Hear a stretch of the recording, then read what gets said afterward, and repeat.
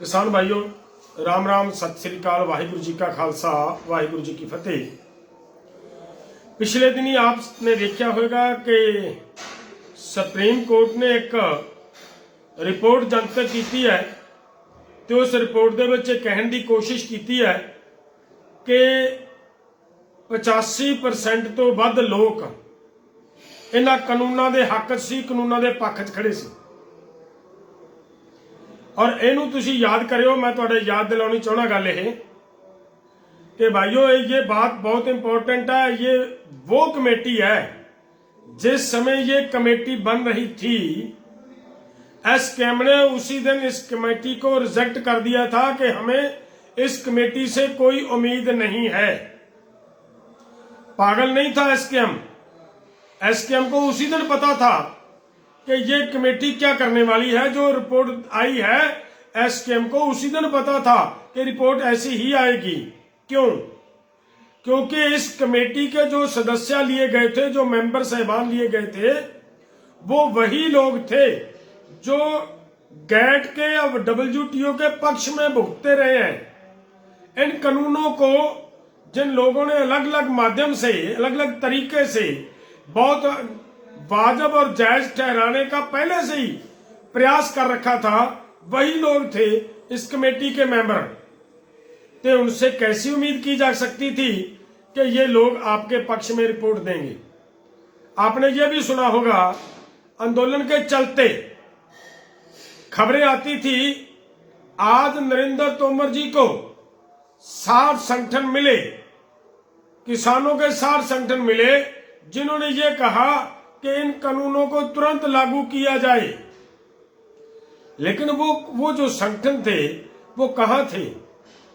Ground पे क्या था उन संगठनों का? केवल बीजेपी के, केवल सरकार के वो फेक संगठन, कोई इधर से कोई उधर से पकड़े हुए लोग थे जो संगठन का रूप धारण करके वहां पे इनके पास बैठते थे, उनके सदस्य, उनके अध्यक्ष बनकर बैठते थे। और वही लोग ऐसी मतलब जाकर वहां एक इंप्रेशन देने की कोशिश कर रहे थे कि देखिए पूरे देश के किसान तो इन कानूनों के पक्ष में हैं। ये सरकार तरह तरह के हथकंडे इस्तेमाल करती रही है, ये हमने सबने देखा है। और आज जो रिपोर्ट आई है, पूरे देश में किसानों ने इन लोगों को सबक सिखा दिया। आंदोलन समाप्त होने, आंदोलन सस्पेंड होने से थोड़ा समय पहले जो पूरे देश के 29 सीटों पे इलेक्शन हुए थे, वहां पे बीजेपी को बुरी तरह हराया लोगों ने। और वो जो हुआ था, वो बीजेपी ने एक टेस्ट करके देखा था कि जैसी एक रिपोर्ट आई थी कि प्रधानमंत्री जी की लोकप्रियता 60% से कम होकर 20-22% पर आ गई है, तो उसके लिए उन्होंने टेस्ट करना चाहा था कि ये रिपोर्ट ठीक है या गलत है। वहां पे जो इलेक्शन हुए, उन इलेक्शनों में इन लोगों ने धांधली करने का प्रयास नहीं किया। वो ईमानदारी से इलेक्शन हुए तो वो 29 सीटों में से केवल 4-5 सीटें बीजेपी को आई थी, बाकी सब की सब सीटें इनके खिलाफ गई थी। उससे इन लोगों को सबक मिला था कि भाई लोग हमारे खिलाफ हो चुके, लोग अब भी खिलाफ हैं। देश अब जो ये मतलब कुछ स्टेटों में इलेक्शन जीतने की का दावा कर रहे हैं बीजेपी वाले, वो बात में सच्चाई कहीं पे नहीं है। वो हम जानते हैं कि किस तरीके से आज पूरे देश के अंदर ये आए दिन कोई ना कोई वीडियो वायरल हो रही है। कहीं से यह कहा जा रहा है कि वहां पोलिंग स्टेशन के ऊपर जो अध्यापक था उसको कैसे धमकाया गया और यह कहा गया कि इस मशीन को चेंज करो, मशीन को बदलो। और आपने ये भी देखा होगा कैसे मशीनों के बड़े बड़े ट्रक भरे हुए पकड़े गए हैं। तो वो सब जो दिख रहा है वो इनका षड्यंत्र नजर आ रहा है, जीतने की कोई बात नहीं है।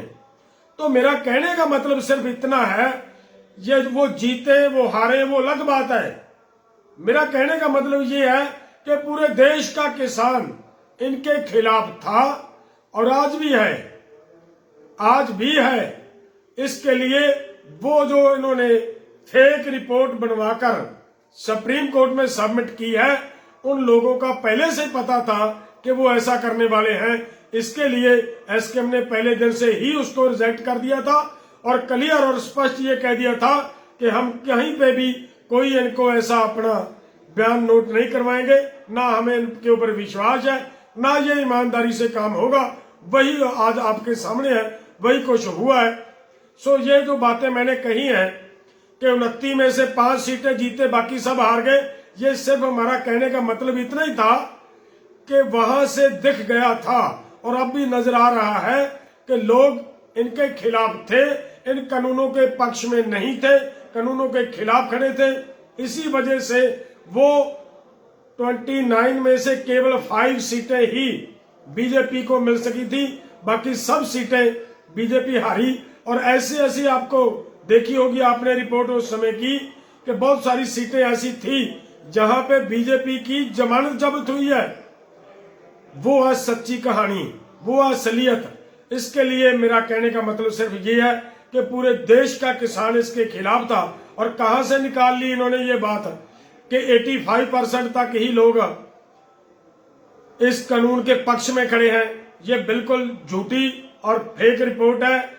मैं ये कहूंगा कि हमारी माननीय मानयोग सुप्रीम कोर्ट को अपनी गरिमा को ध्यान में रखते हुए ऐसे लोगों को इंटरफियर करने से रोकना चाहिए, ताकि मान मर्यादा सत्कार हमारी सुप्रीम कोर्ट का लोगों के अंदर बना रहे। और मैं फिर से ये कहता हूं कि ये पहले दिन से हमने क्लियर कर दिया था कि ये कमेटी जो देगी रिपोर्ट, उसी दिन हमने स्पष्ट कर दिया था कि इससे हमें कोई उम्मीद नहीं, और जो हमने कहा था वही इन्होंने किया। और इस रिपोर्ट के बारे में मेरा इतना ही कहना था। धन्यवाद। वाहिगुरु जी का खालसा, वाहिगुरु जी की फतेह।